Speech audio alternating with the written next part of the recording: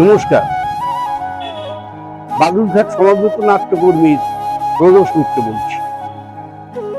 সারা বছর যে নাটকের উৎসবের জন্য আমরা অপেক্ষা করি, সেই বাংলা নাট্য পার্বণ শুরু হচ্ছে আগামী 26শে ডিসেম্বর থেকে 30শে ডিসেম্বর পর্যন্ত। নাট্যচর্চা কেন্দ্র আমাদের উৎকর্ষ কেন্দ্র। সারা বছর আমরা এই উৎসবের জন্য অপেক্ষা করি, তাকিয়ে থাকি কোন কোন দল আসছে, এই জেলার কোন কোন নাট্যদল অংশগ্রহণ করছে। এবারেও আপনারা দেখবেন প্রায় 21-22টা নাটকের দল, তার সঙ্গে আছে কলকাতার একটি নাটক। সব মিলে জমজমাট এই আসরে আপনাদের সাদর আমন্ত্রণ।